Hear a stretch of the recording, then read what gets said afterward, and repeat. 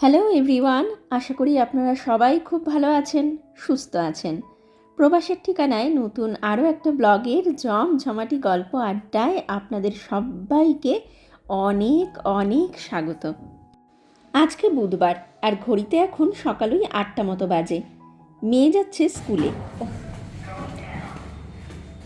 সাবধানে যাবি, গিয়ে মেসেজ পাঠাস।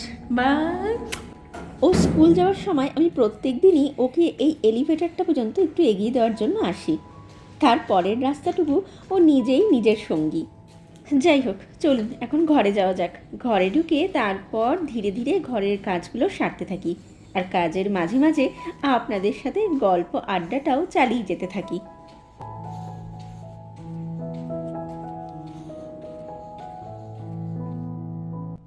ঘরে ঢুকে প্রথমেই চলে গেছিলাম মেয়ের বেডরুমটাতে ওর বিছানাটা গোছানোর জন্য। বিছানাটা গুছিয়ে রেখে তারপর রান্নাঘরে এসে সকালের চাটা বসালাম।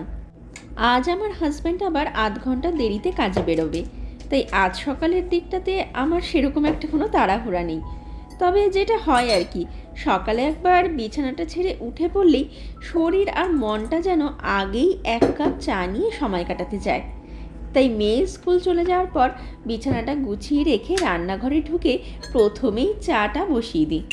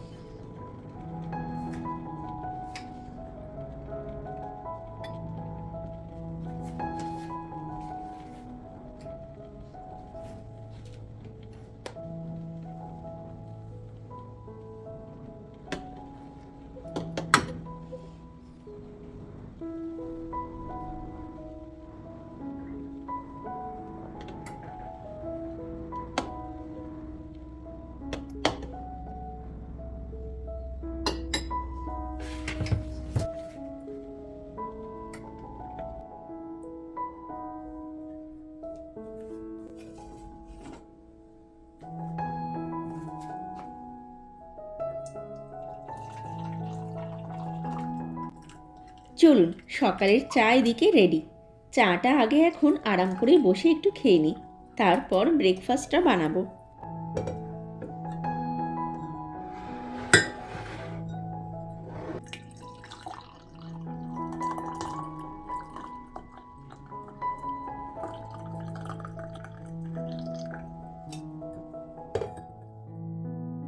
ঘড়িতে এখন সকাল 8:40-45 মতো বাজে। সকালের চাটা খাওয়া হয়ে গেছে। এখন দাঁড়িয়ে রয়েছি আমার ড্রয়িং রুমে যে বড় জানলাটা রয়েছে সেই জানলাটার সামনে।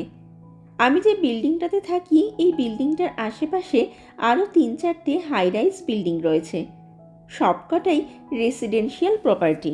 আর যেহেতু সবকটাই হাই রাইজ বিল্ডিং, সেই কারণে আমাদের এই জায়গাটুকুর মধ্যে কিন্তু প্রচুর মানুষ বা বলতে পারেন অনেক কটা পরিবারের বসবাস। আর তার সাথে সাথে কিন্তু প্রচুর বাচ্চা, মানে ওই ডে কেয়ার কিন্ডারগার্টেনে যাওয়া বাচ্চা থেকে শুরু করে কলেজ ইউনিভার্সিটি যাওয়া এরকম প্রচুর বাচ্চা কাচ্চা আমাদের এই এলাকাটুকুর মধ্যে রয়েছে। আর এখন যেহেতু স্কুল টাইম, তাই দেখুন দূরে ওই বাস স্টপটাতে বেশ কিছু বাচ্চা কাচ্চা দাঁড়িয়ে রয়েছে বাস ধরার জন্য। আবার 2-1টা বাচ্চা তো বরফে ঢাকা মাঠটার মধ্যেই লাফালাফি দৌড়াদৌড়ি ছোটাছুটি করে চলেছে। আমরা মোটামুটি যারাই দেশের ওই গায়ের চামড়া পুড়িয়ে দেওয়া গরমে বড় হয়ে উঠেছি, আমরা কিন্তু এখানকার এই ঠান্ডাটাকে কিছুটা ভয় পেলেও এখানকার বাচ্চারা আবার কিন্তু এই ঠান্ডাটাকে অতটাও ভয় পায় না। উল্টে এরা কিন্তু এই ঠান্ডাটাকে ভীষণ এনজয় করে জানেন। স্কুল যাওয়ার সময় বরফের মধ্যে এরকম লাফালাফি ঝাপাঝাপি করতে করতেই এরা কিন্তু স্কুল যায়। আর এই ব্যাপারটা এদের কাছে কিন্তু ভীষণই মজার একটা ব্যাপার। এখানকার সমস্ত স্কুলগুলো যেহেতু সকাল 9টা থেকে শুরু হয়, সেই কারণেই কিন্তু এখন দূরের ওই রাস্তাটাতে বেশ কিছু স্কুল পড়ুয়াদের ব্যাগ কাঁধে করে স্কুল যেতে দেখা যাচ্ছে। কারণ হাতে যে আর 10-15 মিনিট মতনই সময় রয়েছে, তার মধ্যেই যে এদেরকে স্কুল পৌঁছতে হবে। ক্যানাডার প্রত্যেকটা অঞ্চলেই একটা করে এলিমেন্টারি আর একটা করে মিডল স্কুল থাকে। ছোট ছোট বাচ্চাদের যাতে কষ্ট করে বেশি দূরে না যেতে হয়, সেই কারণে এখানকার স্কুল বোর্ডের নিয়ম অনুযায়ী যে বাচ্চা যে অঞ্চলে থাকে তাকে সেই অঞ্চলেরই এলিমেন্টারি বা মিডল স্কুলে ভর্তি হতে হয়। যেমন আমাদের এলাকাতে যে এলিমেন্টারি স্কুলটা রয়েছে সেটা তো একদমই আমাদের এই বিল্ডিংয়ের নিচে, আর মিডল স্কুলটা হচ্ছে 10-15 মিনিটের হাঁটার দূরত্বে। ওই যে সামনে যে রাস্তাটা আপনারা দেখতে পাচ্ছেন, যে রাস্তাটা ধরে সব বাচ্চারা হেঁটে হেঁটে যাচ্ছে, ওই রাস্তাটা ধরে সোজা হাঁটলে পরেই কিন্তু আমাদের এলাকার মিডল স্কুলটা পড়ে। যতগুলো বাচ্চাকে আপনারা এতক্ষণ ধরে দেখলেন, ওরা সবাই কিন্তু এখন ওই মিডল স্কুলটার দিকেই যাচ্ছে। তবে হ্যাঁ, এলিমেন্টারি এবং মিডল স্কুলগুলোর তুলনায় কিন্তু হাই স্কুলগুলো একটু দূরে হয়। আর এমন নয় যে আউট অফ এরিয়া কোনো স্কুলে আপনি আপনার বাচ্চাকে অ্যাডমিশন করাতে পারবেন না, সেটাও করাতে পারবেন, কিন্তু তার জন্য বেশ কিছু আলাদা প্রসেস রয়েছে। যাই হোক, চলুন এখন আবার রান্নাঘরে গিয়ে ঢুকি। সকালের ব্রেকফাস্টটা তো এখনও বানানো হয়নি, ওটা যে এখন বানাতে হবে।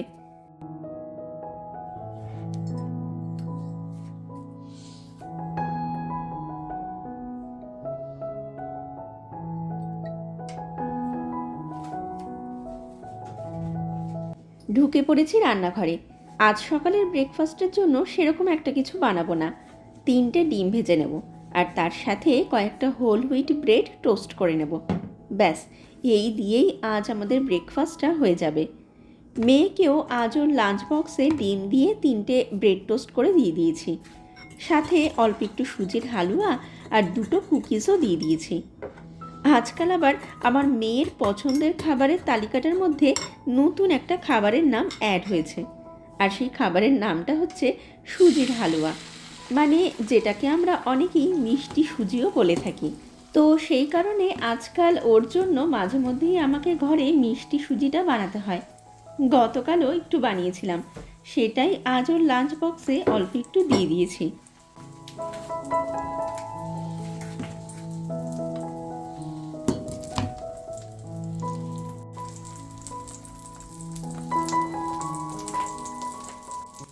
ভাবছি ব্রেকফাস্টটা করা হয়ে গেলে আর আমার হাজব্যান্ড বেরিয়ে গেলে তারপর রোবটটা চালিয়ে ওকে দিয়েই আজ সব ঘরগুলো একটু পরিষ্কার করে নেব। আর যতক্ষণ ওই দিকে ঘরগুলো পরিষ্কার করবে, সেই ফাঁকে আমি বরং চট করে গিয়ে স্নানটা একটু সেরে আসবো।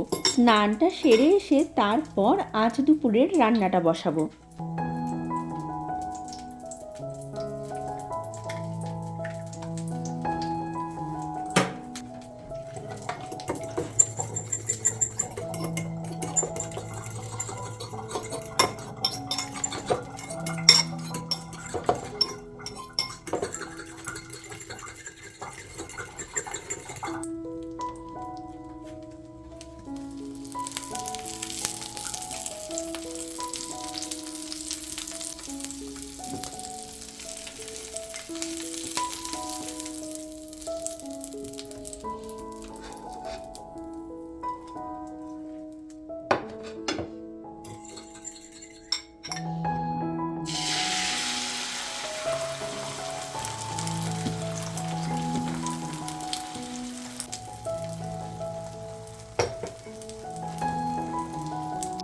আজকে আবার আমার একটা পার্সেল ডেলিভার হওয়ারও কথা আছে, জানি না কখন আসবে পার্সেলটা।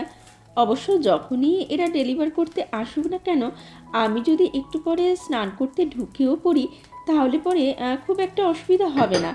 এরা আমার দরজাটাতে 1-2বার নক করে কাউকে না পেলে তখন দরজার সামনেটাতেই পার্সেলটা ফেলে রেখে চলে যাবে।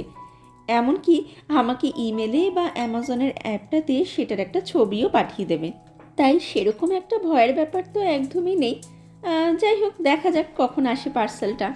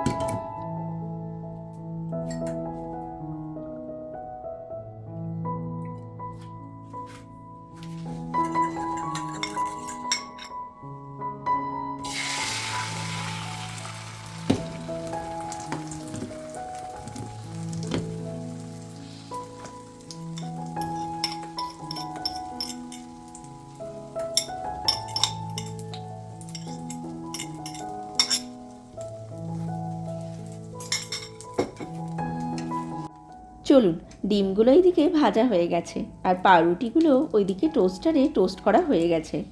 এখন আমিও ব্রেকফাস্টটা করে নিই আর আমার হাজব্যান্ডকেও দিয়ে দিই, ওর আবার ওইদিকে বেরোনোর সময়ও হয়ে যাচ্ছে।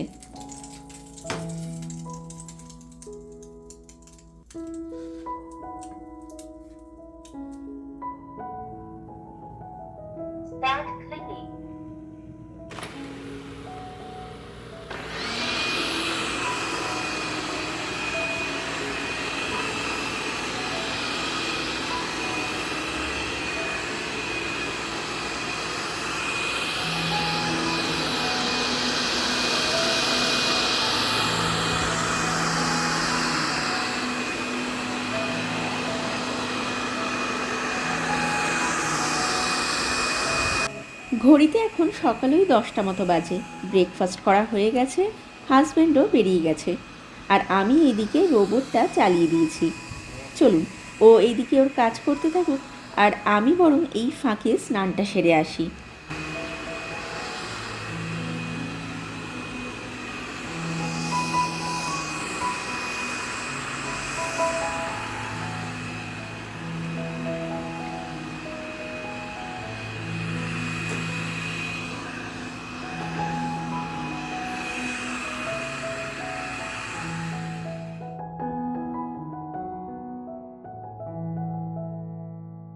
ঘড়িতে এখন সকালে 11:30 মতো বাজতে যায়।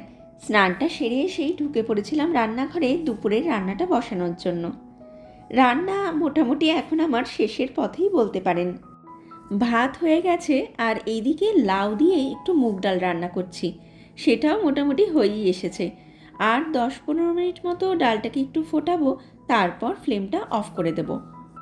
কড়াইতে তেজপাতা, শুকনো লঙ্কা, গোটা জিরে ফোড়ন দিয়ে আগে থেকেই সেদ্ধ করে রাখা মুগ ডালটা দিয়ে দিয়েছিলাম। তারপর কেটে রাখা লাউয়ের টুকরোগুলো অ্যাড করে দিয়েছিলাম আর ব্যাস, তারপর থেকেই ডালটাকে লাউয়ের সাথে ফুটিয়ে যাচ্ছি। আমার মা বলতো ডাল নাকি যত ফোটানো হয় ডালের স্বাদ নাকি তত বেশি বাড়ে। তো যাই হোক, আজ আমার দুপুরের রান্নাতে শুধু এইটুকুই রান্না করার ছিল।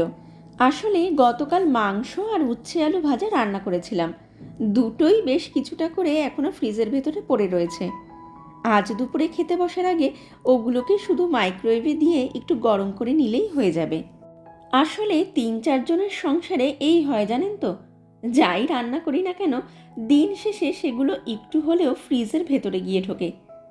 আসলে দেখবেন, মাছ মাংস রান্না করতে গেলে তো আর ওই হিসেব করে মেপে মেপে 3-4টে পিস আর রান্না করা যায় না, একটু বেশি করেই রান্নাটা হয়ে যায় তখন।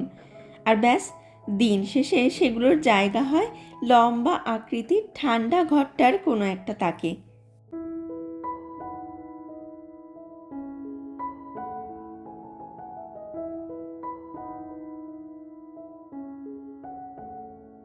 চলুন, ডালটা এইদিকে আর 4-5 মিনিট মতো ফুটুক, ততক্ষণে বরং আপনাদেরকে আমার ড্রয়িং রুমটাতে একটু নিয়ে যাই চলুন। আসলে সকালবেলায় আপনাদেরকে বলেছিলাম না আজ আমার একটা পার্সেল ডেলিভার হওয়ার কথা আছে। তো সেই পার্সেলটা কিন্তু চলে এসেছে। স্নান করে বেরিয়ে মোবাইলটা হাতে নিতেই দেখি ওখানে অ্যামাজন থেকে একটা নোটিফিকেশান এসে রয়েছে যে ওরা আমার পার্সেলটা দরজার সামনেটাতে রেখে চলে গেছে। চলুন এখন পার্সেলটাকে গিয়ে খুলি আর আপনাদেরকেও একটু দেখাই পার্সেলটার ভেতরে কী জিনিস রয়েছে। তো এই হচ্ছে সেই পার্সেলটা, যেটার জন্য আমি সকাল থেকেই বেশ কিছুটা অধীর আগ্রহেই অপেক্ষা করছিলাম বলতে পারেন। চলুন পার্সেলটা এখন খুলি।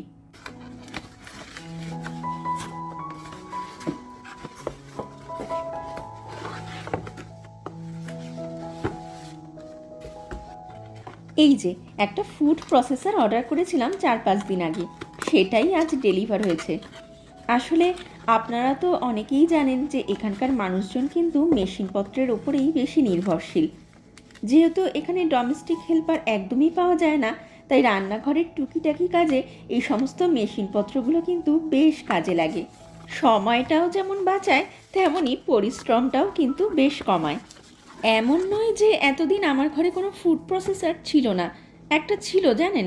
গত 4-5 বছর ধরে সেই ফুড প্রসেসরটাই ব্যবহার করতাম, কিন্তু লাস্ট 2-2.5 মাস ধরেই খেয়াল করছিলাম সেই ফুড প্রসেসরের ভেতরে যে ব্লেডগুলো ছিল সেগুলোর ধার না বেশ কিছুটাই কমে এসেছিল। পেঁয়াজ গাজর যাই চপ করার জন্য দিতাম সেগুলো না খুব একটা ভালো করে চপ হতো না জানেন তো। তখনই বুঝতে পেরেছিলাম ব্লেডগুলোর ধার বোধহয় বেশ কমে এসেছে। আর তার সাথে সাথে এটাও বুঝতে পেরেছিলাম যে ওই ফুড প্রসেসরটাকে বিদায় জানিয়ে নতুন একটা ফুড প্রসেসর কেনার সময়ও চলে এসেছে। আর ব্যাস তারপর থেকেই অ্যামাজন ওয়ালমার্টে খোঁজাখুঁজি করা শুরু করে দিয়েছিলাম। আর তাকিয়েও ছিলাম যদি কোনো ফুড প্রসেসরের উপরে ভালো ডিল পাই। তবে হ্যাঁ, একটা ব্যাপার আমি কিন্তু আগে থেকেই ডিসাইড করে রেখেছিলাম যে এবার আমি কোন ব্র্যান্ডের ফুড প্রসেসর কিনবো। আর ঠিক সেই ব্র্যান্ডের ফুড প্রসেসরের ওপরেই আমি গত 1-1.5 মাস ধরে নজর গেড়ে বসেছিলাম আর অপেক্ষা করছিলাম ভালো একটা ডিলের। এইবার আমি যে ব্র্যান্ডের ফুড প্রসেসরটা কিনেছি সেই ব্র্যান্ডটার নাম হচ্ছে কিচেনএড। আর এর আগে আমার কাছে যে ব্র্যান্ডের ফুড প্রসেসরটা ছিল সেটা হচ্ছে হ্যামিল্টন বিচ বলে একটা ব্র্যান্ডের। ওই ব্র্যান্ডটার থেকে কিন্তু এই কিচেনএড ব্র্যান্ডটা বেশ ভালো, এবং এই কানাডা আমেরিকার দিকে কিন্তু এই কিচেনএড ব্র্যান্ডটা কিচেন আইটেমস বা কিচেন প্রোডাক্টসের জন্য বেশ পপুলার। এবং এই কিচেনএড ব্র্যান্ডের প্রত্যেকটা কিচেন আইটেম কিন্তু বেশ ভালোও হয় জানেন। তবে হ্যাঁ, এই ব্র্যান্ডের প্রত্যেকটা জিনিসের দাম একটু বেশি হয়, তবে কোয়ালিটিটা কিন্তু অন্যান্য ব্র্যান্ডগুলোর তুলনায় বেশ ভালো হয়। আমি এই ব্র্যান্ডের যে ফুড প্রসেসরের মডেলটা নিয়েছি এটা কিন্তু একটা মিনি ফুড প্রসেসর, মানে এটার ক্যাপাসিটি হচ্ছে ওই 3.5 কাপ মতো। এর বড় সাইজেরও একটা আছে, আমার যতদূর মনে হয় ওটা 7 কাপ ক্যাপাসিটির ফুড প্রসেসর। প্রত্যেক দিনের দরকারের জন্য আমার অত বড় সাইজেরটা লাগবে না দেখে আমি ছোট সাইজেরটাই নিয়েছি। আর এই যে এখানে একটা ডান্ডি মানে লিভার মতো দেওয়া রয়েছে, এটাকে বাঁদিকে ধাক্কা মেরে মেশিনটা চালালে পরে সবজিপাতি সব চপ হয়ে যাবে। আর যদি ডান দিকে ধাক্কা মেরে মেশিনটা চালানো হয় তাহলে সব কিছু ভালো মতো পিউরে হয়ে যাবে। আর এই ফুড প্রসেসরগুলোর কালার অপশন কিন্তু বেশ অনেক কটাই রয়েছে জানেন। White colour, black colour, red colour, aqua sky colour, ash colour, ice blue colour আর পেস্তা কালার, যে কালারটা আর কি আমি নিয়েছি। তবে সব কটা কালারের মধ্যে আমার কিন্তু এই কালারটা বেশ নজর কেড়েছিল। ভীষণই আনকমন এবং মিষ্টি একটা রং, তাই না বলুন?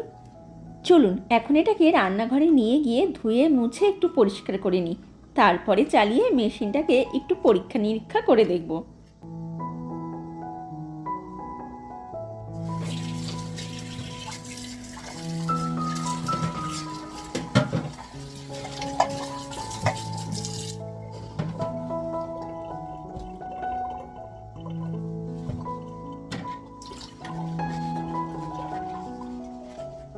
জানেন কানাডাতে এই বছর যে পরিমাণ ঠান্ডা পড়েছে, তাতে যদি এখানকার এই জলের কলগুলো দিয়ে গরম জল না বেরিয়ে দেশের মতো ওরকম ঠান্ডা জল বেরোতো, তাহলে পরে জানি বাসন মাজতে গিয়ে হাতের অবস্থা পুরো খারাপই হয়ে যেত। হাতগুলো হয়তো জমে পুরো বরফ হয়ে যেত। ভাগ্যিস ভালো এখানকার এই কলগুলো দিয়ে গরম জলও পড়ে। জানেন, আজকেও এখানে ফিলস লাইক টেম্পারেচার চলছে -29 ডিগ্রি মতো। ভাবতে পারছেন, এই ঠান্ডায় যদি ঘরে সারাক্ষণ এখানে হিটিং না চলতো আর ট্যাপগুলো দিয়ে গরম জল না পড়তো, তাহলে এখানকার মানুষগুলোর কি জানি কি অবস্থা হতো। ঠিক যেমন আজকাল এখানকার ভয়ঙ্কর ঠান্ডায় বড় বড় লেক, জলাশয়, এমনকি নায়াগ্রা ফলসের জলও জমে যাচ্ছে, এখানকার ঘরগুলোতেও যদি ঠিকঠাকভাবে হিটিং না চলতো, তাহলে পরে জানি এখানকার মানুষগুলো ঘরের ভেতরে বসে বসেই জমে পুরো কঙ্কাল হয়ে যেত। ওহ দেখুন, আপনাদেরকে এই কথাটা বলতে গিয়ে হঠাৎ করে আমার একটা কথা মনে পড়ে গেল। আমার হাজব্যান্ড ডাউন টাউনে যে দিকটাতে কাজে যায়, ওই দিকে মানে ওই রাস্তাটাতে একটা বড় লেক পড়ে।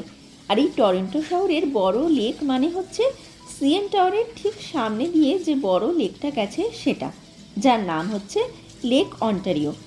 তো গতকাল আমার হাজব্যান্ড যখন কাজ থেকে বাড়ি ফিরছিল, তখন ওই লেকটার বেশ কয়েকটা ছোট ছোট ভিডিও বানিয়ে নিয়ে এসেছিল আমাকে দেখানোর জন্য, যে অত বড় লেকটার এই ঠান্ডায় কী অবস্থা হয়ে গেছে। দাঁড়ান, একটু পরে আপনাদেরকেও ওই ভিডিওগুলো দেখাচ্ছি। ভিডিওগুলো দেখলে আপনারাও বেশ একটু অবাকই হবেন।